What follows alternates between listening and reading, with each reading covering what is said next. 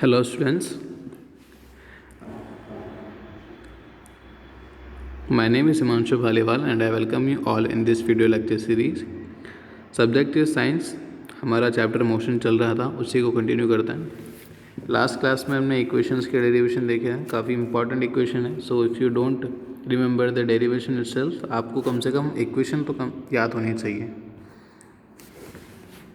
इसी के कुछ एग्जाम्पल देखते हैं। सबसे पहला example 8.5, a train starting from the rest attains a velocity of 72 kilometre per our in 5 minutes. तो आपको इसमें टाइम गिवन है 5 मिनट्स। देखो लैंग्वेज ध्यान से पढ़ना, इसमें बोला है स्टार्टिंग फ्रॉम रेस्ट। तो अगर आप रेस्ट पर हो, आप खुद सोच सकते हो रेस्ट पर अगर हम हैं तो इनिशियल वेलोसिटी कितनी होनी चाहिए, 0, ठीक है। और अभी कितनी वेलोसिटी होगी हमारी, 72। ध्यान रखना ये गिवन है kmph में, मतलब किलोमीटर पर आवर में। तो इसको आप क्या करोगे, 5/18 से मल्टीप्लाई करोगे, जिससे क्या हो जाएगी, ये मीटर पर सेकंड में कन्वर्ट हो जाएगी।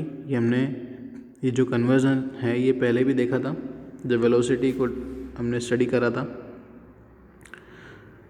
ठीक है। Assuming that the acceleration is uniform, find the acceleration and the distance traveled by the train for attaining the velocity। तो आपको सबसे पहले acceleration निकालना है, ठीक है। जब भी इस टाइप का क्वेश्चन आपको गिवन हो तो आपको इक्वेशन सारी पता है, ठीक है। एक तो आती है हमारी v = u + at, एक आती है ut + ½ at², और एक और आती है v² - u² = 2as, ठीक है। ये तीन के अलावा चौथी इक्वेशन आपके पास में है नहीं, तो ये तीन में से कौन सी एक लगने वाली है।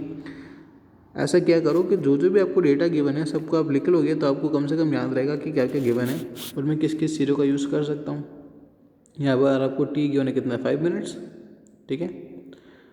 5 मिनट्स को आप कन्वर्ट करोगे सेकेंड्स में, क्यों, क्योंकि ये 0 है तो मैं इसको मीटर पर सेकंड डायरेक्टली लिख सकता हूँ, कोई फ़र्क नहीं पड़ेगा। इस वी को हमने मीटर पर सेकंड में कन्वर्ट कर दिया, साथ में ये टी बच रहा है सिर्फ आप ये मिनट्स में, तो उसको भी आप सेकंड्स में कन्वर्ट करोगे तो आपको ईजी रहेगा। ध्यान रखना, जब भी आप यूनिट प्लेस करो, सारे के सारे यूनिट एक ही फॉर्मेट में होने चाहिए। अगर आप टाइम को एक बार सेकंड में लिख रहे हो तो जहाँ जहाँ पर भी टाइम आता है सब जगह पर सेकंड ही होना चाहिए, ठीक है। एक जगह मीटर लिख रहे हो तो सब जगह पर क्या आना चाहिए, मीटर ही आना चाहिए। विद इन दैट क्वेश्चन उसमें हमेशा यही आना चाहिए। तो अगर आप देख रहे हो तो हमें निकालना है एक्सेलरेशन। एक्सेलरेशन के लिए हमारे पास में ये वाली इक्वेशन आती है, a = v - u/t। ये वही वाली इक्वेशन है, कौन सी, v = u + at। आप अगर ये लगाओगे तो भी कोई फ़र्क नहीं पड़ेगा, आपको v पता है, u पता है और t पता है, ठीक है। सिर्फ एक ही कैलकुलेशन करनी जो कि की जा सकती है। जैसे आप सारी वैल्यूज़ में पुट करोगे, 20 - 0 क्यों लिखा है हमने अभी डिस्कस करा, क्योंकि इनिशियल वेलोसिटी अगर रेस्ट पर है तो 0 मानी जाएगी। यहाँ पर आपकी क्या आ जाती है, एक्सीलरेशन आ गई। मतलब अब आपको u पता है, v पता है और t तो पहले से पता था, अब साथ में क्या पता है, a भी पता है, ठीक है। अब आपको बोला है फर्स्ट तो हो जाएगा सॉल्व, क्योंकि एक्सेलरेशन निकालना था, अभी हमने निकाला। नेक्स्ट आपको बोला है the distance travel by the train for attending the velocity. So आप डिस्टेंस के लिए कौन सा भी फॉर्मूला जो आपको अच्छा लग रहा है वो लगा सकते हो। डिस्टेंस हमारा आता है s = ut + ½ at² आता है, ये भी आप लगा सकते हो, जिसमें आपको ut तो u0 तो ये तो हो जाएगा पूरा 0, कितना बचेगा बस ½ at²। a आप रख सकते हो, मतलब 1/2। a आप कितना रखोगे, 1/15 × t²। t आपका है 300 × 300, ठीक है। तो जब आप सॉल्व करोगे तो आपका आंसर आएगा 3000 मीटर। तो ये जो 3000 मीटर आ रहा है आप उसको 3 किलोमीटर भी लिख सकते हो, ठीक है। तो इससे है काफ़ी इजी क्वेश्चन, बस आपको समझ में आना चाहिए कि हमें कौन सी इक्वेशन कब लगानी है। Next question number 8.6, a car accelerates uniformly from. देखो यूनिफॉर्मली का मतलब होता है कि एक्सेलरेशन जो है वो उसी रेट से बढ़ रहा है, ठीक है। या फिर आप देख सकते हो, अगर यहाँ पे लिखा है ना, a car accelerate uniformly from 18 kilometre per hour to 36 kilometre per hour. मतलब यहाँ 18 से जो 36 में वेरिएशन आया है वो काफ़ी यूनिफॉर्म आया होगा, मतलब काफ़ी ग्रेजुअली आया होगा, मतलब एक स्ट्रेट लाइन बनेगी, कुछ ऐसा कर्व नहीं बनेगा आपको।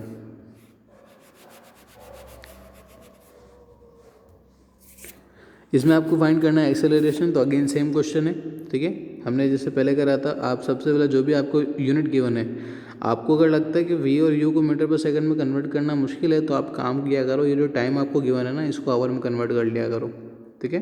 कोई फ़र्क नहीं पड़ने वाला आंसर में, बस ध्यान रखना है कि जितने भी यूनिट्स रखे सबको सेम फॉर्मेट पर रखना है। नेक्स्ट इसमें पूछा है the distance covered by the car in the time. Again same question, इसमें भी डिस्टेंस पूछा है आपको सारी की सारी वैल्यूज़ पता है, आप जो चाहो उस इक्वेशन से यूज़ कर सकते हो, बट इक्वेशन याद होनी चाहिए उसके लिए।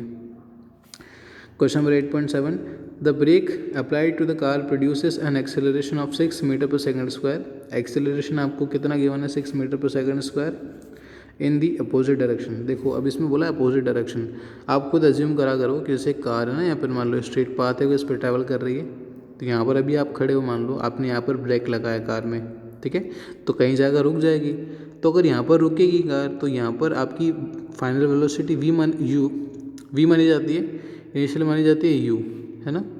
तो अगर आप यहाँ पर रुक गए तो वी कितनी हो जाएगी आपकी, 0, मतलब आपको एक वैल्यू तो इसी स्टेटमेंट से निकालनी है, ठीक है। एक्सेलरेशन आपको गिवन है 6 मीटर पर सेकंड स्क्वायर, लेकिन ध्यान रखना है इसमें गाड़ी रुक रही है, हमने पहले भी डिस्कस करा था, अगर वेलोसिटी डिक्रीज कर रही होती है तो हम माइनस लगाते हैं, यहाँ पर एक्सेलरेशन डिक्रीज कर रहा है, पहले से कम हो गया ना, तो ये माइनस के साथ आएगा -6। इसमें टाइम कितना लगा कार को, 2 सेकेंड्स, ठीक है। Calculate the distance if the it travels during this time, तो आपको ये जो टाइम है इसमें कितना डिस्टेंस इसने ट्रैवल करा होगा वो आपको निकालना है, ठीक है। तो डिस्टेंस के आपके पास में जितने भी फॉर्मूले हैं सब आप लगा सकते हो, ठीक है। डिस्टेंस में एक तो आता है you t plus half A T square, लेकिन उसके लिए हमें क्या चाहिएगा, यू, तो यू आप कैसे निकालोगे, यू जो अदर इक्वेशन है कौन सी, ये वाली जो यहाँ पर लगा रखी है, v is equals u t plus sorry a t plus u, या फिर यू प्लस ए टी, इससे आप निकालोगे पहले u निकालोगे, फिर इस u का यूज़ करके आप क्या निकालोगे, डिस्टेंस निकालोगे, ठीक है। नेक्स्ट हम बात करते हैं यूनिफॉर्म सर्कुलर मोशन की, तो वैसे ही आपको पता होगा काफ़ी इजी है, लेकिन फिर भी देख लेते हैं। The motion of a body moving around a fix point, अगर कोई बॉडी है जो सर्कुलर पाथ में मूव करती है एक फिक्स पॉइंट पर, तो आप उसको क्या बोलोगे, सर्कुलर मोशन, ठीक है। इसमें कन्फ्यूजन आता है कि जैसे हम बात करते हैं, जैसे ये मान लो सन है और अर्थ है, तो अर्थ ऐसे भी रोटेट करता है, सॉरी इसको बोलते हैं रेवोल्यूशन, और इसको जो अपने एक्सिस पर घूमता है उसको बोलते हैं रोटेशन, ठीक है। तो ध्यान रखना, अगर मैं बोलूँ रेवोल्यूशन या फिर रोटेशन, ये दोनों के दोनों क्या है, यूनिफॉर्म सर्कुलर मोशन है, क्योंकि अगर आप इसको देखोगे तो भी ये इस पॉइंट के अराउंड ऑर्बिट कर रहा है, घूम रहा है, ठीक है। और अगर आप अर्थ को देखोगे तो वो अपने एक्सिस पर तो घूम ही रहा है, मतलब ये भी रोटेट कर रहा है और ये रेवोल्यूट कर रहा है, तो दोनों के दोनों टर्म किसको इंडिकेट करती है, ये करती है आपके सर्कुलर मोशन को, बस हाँ दोनों की प्रोफाइल अलग है, लेकिन है दोनों के दोनों सर्कुलर मोशन। एग्जाम्पल क्या है, the motion of a satellite around the sun, earth के आसपास अगर कोई सैटेलाइट घूमती है तो उसका जो मोशन होता है सर्कुलर मोशन होता है। एग्जाम्पल अगर आप देखना चाहो तो ये रहा सन, सॉरी हमारा अर्थ, और इसका आप देख सकते हो क्या, एक सैटेलाइट मून है, ठीक है। तो मून का मोशन भी क्या हो जाएगा हमारे लिए, circular motion. The motion of moon around the sun, देखो सेम ही नेक्स्ट आ गया, a wheel rotating about it axes, तो अगर कोई पहिया घूम रहा है ना, तो पहिया वैसे ही गाड़ी में अगर आपने देखा हो तो उसी पोजीशन पर रहेगा, रोटेट करता रहता है, तो ये भी कौन सा मोशन है आपका, circular motion. The motion of an electron around the nucleus of an atom, हमने 4th चैप्टर में इसको स्टडी करा था कि जो हमारा जैसे ये जो डायग्राम में मान लो अगर ये न्यूक्लियस होता है बीच में यहाँ पर, है ना, और ये न्यूक्लियस है, तो आप मान सकते हो कि ये क्या होगी, हमारी शेल होगी या फिर क्लास, जो भी आप बोलना चाहो। इस शेल में कौन रहता है, इलेक्ट्रॉन, जो कि क्या करता रहता है, हमेशा ऑर्बिट करता रहता है, ठीक है। यूनिफॉर्म सर्कुलर मोशन, यही हमने कुछ एग्जाम्पल देखे हैं इसके, ठीक है। अब इसमें क्या होता है, अगर आप किसी प्रोफाइल को स्टडी करोगे, जैसे आपको ये जहाँ पर जो पाथ गिवन है, ठीक है, ये सर्कुलर पाथ हो रहा है पूरा, है ना, और इसमें आपको बोला जाए कि इसकी वेलोसिटी क्या होगी, तो इसमें वेलोसिटी का जो फॉर्मूला आता है वो आता है v is equals to 2πr divide by t, ठीक है। हमारे लिए अभी डेरिवेशन इंपॉर्टेंट नहीं है, बस सिर्फ फॉर्मूला आपको याद रखना है कि यह होता क्या है, जिसमें r क्या है हमारा, जो भी आपका सर्कुलर पाथ बन रहा है उसकी रेडियस, ठीक है।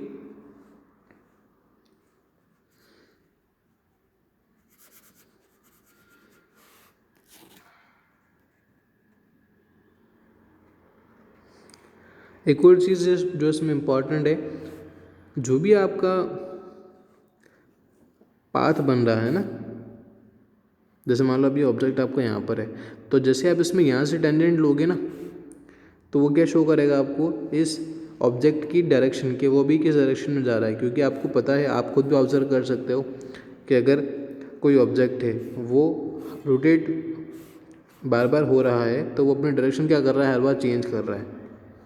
डायरेक्शन इन द सेंस कि अगर आप नॉर्थ, साउथ, ईस्ट और वेस्ट के रिस्पेक्ट में देखोगे तो ऑब्वियसली चेंज किया जा रहा है ना बार बार। तो इसको फाइंड करने के लिए क्या करेंगे, जो भी आपका पाथ बन रहा है उसमें आप एक इसके उसी पॉइंट पर टेंजेंट ड्रॉ करोगे, तो जो भी टेंजेंट की डायरेक्शन होगी वो किसको शो करेगा, आपको सर्कुलर मोशन में जो ऑब्जेक्ट है उसकी डायरेक्शन को शो करेगा। ठीक है,